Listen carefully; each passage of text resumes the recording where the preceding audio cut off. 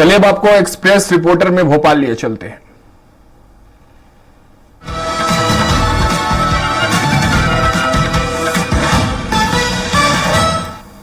मध्य प्रदेश में आज से भाजपा के गांव चलो बस्ती चलो अभियान की शुरुआत हो गई। मध्य प्रदेश में भाजपा के गांव चलो बस्ती चलो अभियान की आज से शुरुआत हो गई। यह अभियान 7 से 12 अप्रैल तक चलेगा। गांव या बस्ती के प्रमुख मंदिर और स्कूल में जाकर बीजेपी के कार्यकर्ता स्वच्छता अभियान चलाएंगे। इसके अलावा केंद्र और राज्य सरकार की सरकारी योजनाओं के 10-10 हितग्राहियों के घर जाकर भी संवाद करेंगे। आंगनबाड़ी केंद्र, स्कूल, पशु चिकित्सालय, स्वास्थ्य केंद्र और पंचायतों का भी दौरा करेंगे। साथ ही साथ गर्मियों को देखते हुए जल संरचनाओं की सामूहिक सफाई के कार्यक्रम भी होंगे। इस अभियान में बीजेपी ने अपने बूथ स्तर के कार्यकर्ताओं को अभियान में झोंका है। साथ ही साथ 14 अप्रैल को जहां अंबेडकर जयंती है, उनकी भी रीति नीति और विचारधारा को इस अभियान से जोड़ा गया है और इस अभियान के माध्यम से बीजेपी एक बार फिर अपनी पैठ को मजबूत करने की कोशिश कर रही है। इस अभियान के दौरान पार्टी की रीति नीति और विचारधारा को जन जन तक पहुंचाने के लिए बूथ स्तर के कार्यकर्ताओं को जोड़ा गया है। साथ ही साथ पार्टी की विचारधारा में 14 अप्रैल को जहां अंबेडकर जयंती है, उनको भी इस अभियान से जोड़ा गया है। एक्सप्रेस रिपोर्टर के लिए भोपाल से कुमार संदीप। भगवान श्री राम और हिंदू समाज पर सोशल मीडिया पर आपत्तिजनक टिप्पणी करने वाले जॉय स्कूल के संचालक अखिलेश मेवन के घर पर पुलिस ने तलाशी की और 24 घंटे की रिमांड पूरी होने पर उसे वापस जेल दाखिल कर दिया है। भगवान श्री राम और हिंदू समाज के खिलाफ सोशल मीडिया पर आपत्तिजनक टिप्पणी करने वाले जॉय स्कूल के संचालक अखिलेश मेवन को केरल से गिरफ्तार किया गया था और अदालत ने 24 घंटे की रिमांड पर पुलिस को सौंपा था। पुलिस ने अखिलेश मेवन को उसके घर लेकर पहुंची और स्कूल और उसके बाद घर और स्कूल की तलाशी ली गई।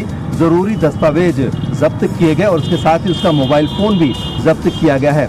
कड़ी पूछताछ के बाद पुलिस ने उसे वापस अदालत में पेश किया, जहां से उसे जेल भेज दिया गया है। किसी भी धर्म के आराध्य के खिलाफ टिप्पणी करने से पूरे समाज में नाराजगी फैलती है। इसे ही रोकने के लिए पुलिस ने ये कड़ी कार्रवाई की है। Arvind Dubey, access reporter, Jabalpur. राजधानी रायपुर के कबीर नगर थाना क्षेत्र से एक सनसनीखेज मामला सामने आया है, जहां पर पत्नी के डांटने पर पति ने गला घोंटकर पत्नी की हत्या कर दी है।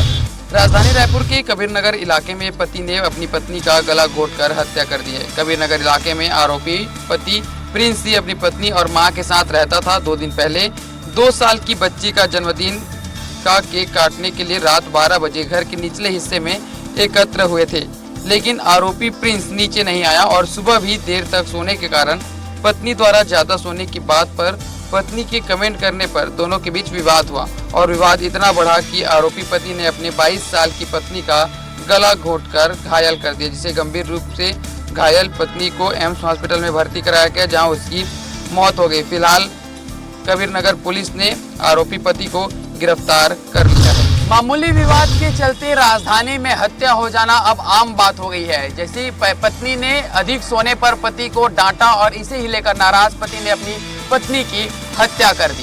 एक्सप्रेस रिपोर्टर रायपुर से गोपी कृष्ण साहू। कांग्रेस की 2 दिवसीय राष्ट्रीय अधिवेशन गुजरात के अहमदाबाद में हो रही है, जिसमें छत्तीसगढ़ से भी कांग्रेस के तमाम वरिष्ठ नेता शामिल हैं।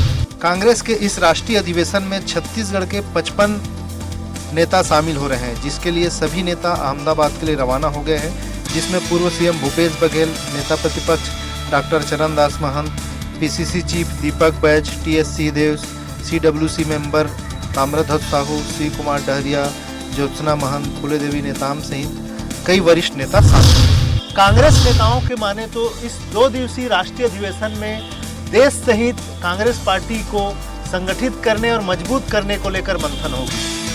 रायपुर से एक्सप्रेस रिपोर्टर दिलीप साहू। आज तहसील दिवस का आयोजन किया गया। सोमवार को हुए इस तहसील दिवस में प्रार्थना पत्र लेकर फरियादी पहुंचे हुए थे, तो वहीं जिलाधिकारी व पुलिस अधीक्षक यहां पडरौना तहसील दिवस में यहां मौजूद रहे और उनके द्वारा समस्याओं का निस्तारण किया गया। सोमवार को जनपद भर में तहसील दिवस का आयोजन किया गया। तहसील दिवस में जिलाधिकारी व पुलिस अधीक्षक कुशीनगर मौजूद रहे। तहसील दिवस में आए फरियादी जिलाधिकारी व पुलिस अधीक्षक को प्रार्थना पत्र देकर अपनी समस्या बताई। वहीं कुछ फरियादियों का कहना है कि राजस्व के मामलों का निस्तारण करने में राजस्व कर्मी टाल मटोल करते हैं, जिससे उनको तहसील का चक्कर लगाने पर मजबूर रहना पड़ता है। वहीं प्रार्थना पत्रों पर सुनवाई के बाद संबंधित विभागों को निस्तारित के लिए जिलाधिकारी व पुलिस अधीक्षक ने निर्देशित किया। तहसील दिवस पर कुल 57 मामले आए, जिसमें राजस्व के 36 मामले आए थे, जिसमें से 8 का निस्तारण मौके पर किया गया। वहीं बचे मामले को निस्तारित के लिए संबंधित को भेज दिया गया। इस तहसील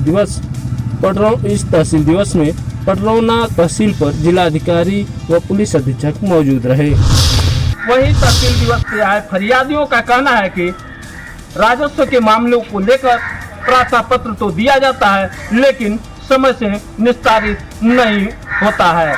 तो वहीं फरियादियों के प्रार्थना पत्र पर जिलाधिकारी व पुलिस अधीक्षक ने संबंधित विभागों को निर्देशित दिया। अब देखना यह है कि तहसील दिवस में आए फरियादियों की फरियाद कब तक निस्तारित होता है, या इसी तरह तहसील दिवस में आकर अपनी फरियाद अधिकारियों को सुनाते रहते हैं। Govind Patel, express reporter, Kushinagar. ग्वालियर में एक दिन छोड़कर की जा रही पानी की सप्लाई के चलते अब लोगों में पानी की किल्लत को लेकर समस्या बढ़ने लगी है। ग्वालियर में गर्मी शुरू होते ही कई इलाकों में पानी की किल्लत बढ़ने लगती है, क्योंकि अभी शहर में एक दिन छोड़कर पानी की सप्लाई की जा रही है, जिससे लोगों को समस्या का सामना करना पड़ रहा है। दरअसल बीती साल अच्छी बारिश होने के कारण ग्वालियर की लाइफ लाइन कहे जाने वाली तिगरा का जलस्तर 739 फीट तक चला गया था, जिसके बाद उसके 6 गेट खोल दिए गए थे। इसके बाद नवंबर में ग्वालियर नगर निगम परिषद में फैसला लिया गया था कि गर्मियों में लोगों को पानी उपलब्ध हो सके, इसके लिए अभी से पानी स्टोर करके रखा जा सकता है। साथ ही अप्रैल माह में लोगों को रोज पानी की सप्लाई की जाएगी, लेकिन अप्रैल माह के 7 दिन गुजर चुके हैं, पर पानी आज भी एक दिन छोड़कर दिया जा रहा है, जिससे कई इलाकों में पानी की किल्लत सामने आने लगी है। इस मामले को लेकर नगर निगम आयुक्त ग्वालियर का कहना है कि पानी की रोज सप्लाई को लेकर बैठक की जा रही है। बैठक के बाद ही तय होगा कि पानी रोज दिया जाएगा या नहीं। ग्वालियर से एक्सप्रेस रिपोर्टर विनोद शर्मा। भीषण गर्मी का प्रकोप शुरू हो गया है। उत्तर प्रदेश सहित देश के 10 राज्यों में हीट वेव का अलर्ट जारी किया गया है। उत्तर प्रदेश के 9 जनपदों में आगामी आने वाले 4 दिनों तक हीट वेव का अलर्ट जारी किया गया है। मौसम और भी गर्म होंगे। यूपी के 9 जिलों में मौसम विभाग ने लू चलने का अलर्ट जारी किया है। अप्रैल के पहले सप्ताह में ही गर्मी ने लोगों को अपनी गिरफ्त में लेना शुरू कर दिया है। प्रदेश के ज्यादातर इलाकों में दिन चढ़ने के साथ ही तपीस भरी धूप ने लोगों को परेशान कर दिया। दोपहर तक 7 से ज्यादा जिलों में अधिकतम तापमान 40 डिग्री सेल्सियस को पार कर गया। मौसम विभाग का कहना है कि आने वाले 3-4 दिनों में कई जिलों में अधिकतम तापमान 40 डिग्री के पार चला जाएगा। मौसम विभाग द्वारा जारी नोटिफिकेशन के अनुसार पिछले 24 घंटे के दौरान पूर्वी उत्तर प्रदेश में कहीं कहीं बहुत हल्की से हल्की वर्षा दर्ज की गई तथा पश्चिम उत्तर प्रदेश में मौसम शुष्क रहा। सबसे अधिक तापमान प्रयागराज का रहा, जिसका तापमान 41.4 डिग्री सेल्सियस दर्ज किया गया। वहीं सबसे कम न्यूनतम तापमान 15.8 डिग्री सेल्सियस के साथ बहराइच में दर्ज किया गया। आगामी आने वाले दिनों में भी राहत के कोई आसार नहीं है। मौसम विभाग ने साफ कहा है कि ये गर्मी आने वाले दिनों में भी बढ़ेगी। एहतियात के तौर पे जो बच्चे हैं, बुजुर्ग हैं, उनको बचने की हिदायत दी गई है। अस्पतालों को अलर्ट पर रखा गया है। लखनऊ से एक्सप्रेस रिपोर्टर घनश्याम निशान चौरसिया। 7वें आसमान पर रहने वाले टमाटर को 2 रुपए किलो में भी कोई नहीं पूछ रहा है। मंडी में टमाटर की बम्पर आवक की वजह से टमाटर के दाम औंधे मुंह गिर गए हैं, जिस कारण अब किसान मंडी में टमाटर बेचने की बजाय मवेशियों को खिला रहे हैं। मध्य प्रदेश में किसानों को अन्नदाता और भगवान का दर्जा दिया जाता है, लेकिन आज वही किसान खुद को बेबस और मजबूर महसूस कर रहा है। रायसेन जिले के किसान इन दिनों गहरी परेशानी में हैं। वजह है टमाटर की खेती में हो रहा भारी घाटा।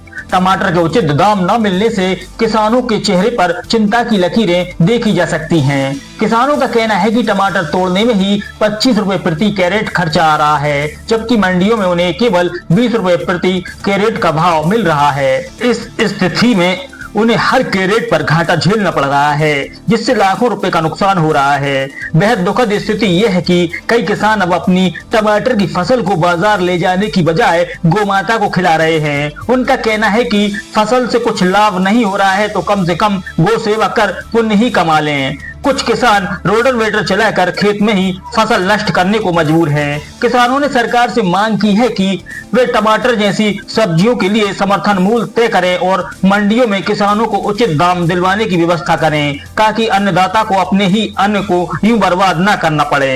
ये हालात सिर्फ रायसेन तक सीमित नहीं है, बल्कि देश के कई हिस्सों में सब्जी उत्पादक किसानों को इसी तरह की परेशानियों का सामना करना पड़ रहा है। किसानों का कहना है कि टमाटर तोड़ने में उन्हें 25 रुपए कैरेट का खर्चा आ रहा है, जबकि भाव 20 रुपए कैरेट का मिल रहा है, जिस कारण उन्हें घाटे का सामना करना पड़ रहा है। Naseem Ali, express reporter, Raisen. बड़वानी में पक्षी प्रेमी की अनूठी पहल, सतपुड़ा कॉलोनी में बर्ड गार्डन बनाकर पक्षियों को दिया गया प्राकृतिक आवास। बड़वानी की सतपुड़ा कॉलोनी में 6 साल पहले खाली मैदान को बर्ड गार्डन में बदला गया। कपड़ा व्यवसायी और पक्षी प्रेमी केजर आदिल ने यह पहल की। बर्ड गार्डन में पक्षियों के लिए दाना पानी की व्यवस्था की गई, साथ ही उनके पसंदीदा फलों वाले पौधे भी लगाए गए। अब यहाँ पूरे दिन पक्षियों की चहचहाट सुनाई देती है। इस सफलता से प्रेरित होकर केजर आदिल ने कॉलोनी के एक और वीरान बगीचे में पक्षियों के लिए 10 से अधिक प्रजाति के पौधे के लगाए। इससे पक्षियों को प्राकृतिक आवास मिलेगा और वे अपना परिवार बढ़ा सकेंगे। बर्ड गार्डन में पहले की तुलना में पक्षियों की संख्या बढ़ी है। कई नई प्रजाति के पक्षी भी यहाँ आने लगे। इस पहल को और मजबूती मिली है बोहरा समाज से। समाज के 53वें धर्म गुरु ने सेव द स्पैरो अभियान के तहत शहर में 1000 बर्ड फीडर का निःशुल्क वितरण किया गया है। यह पहल न केवल पक्षियों के संरक्षण में मदद कर रही है, बल्कि कॉलोनी में हरियाली भी बढ़ा रही है। स्थानीय लोगों को इस प्राकृतिक माहौल से आनंद की अनुभूति हो रही है। बड़वानी से स्वराज एक्सप्रेस के लिए अतुल कुमावत। बहराइच में डग्गा मार वाहनों के खिलाफ लामबंद हुए रोडवेज कर्मी। उन्होंने चक्का जाम कर बसों का संचालन रोका और सड़क पर बैठकर नारेबाजी की। बहराइच के रोडवेज बस स्टैंड पर उस समय हड़कंप मच गया जब रोडवेज बस चालकों और परिचालकों ने रोडवेज के सामने मुख्य सड़क पर बसें खड़ी करके चक्का जाम कर दिया और फिर सड़क पर बैठकर नारेबाजी करने लगे। दरअसल रोडवेज बस चालकों और परिचालकों का कहना था कि रोडवेज बस स्टैंड पर मौजूद पुलिस चौकी से 100 मीटर आगे और पीछे डग्गा मार वाहन सवारियों को बैठाते हैं और मना करने पर अभद्रता करते हैं।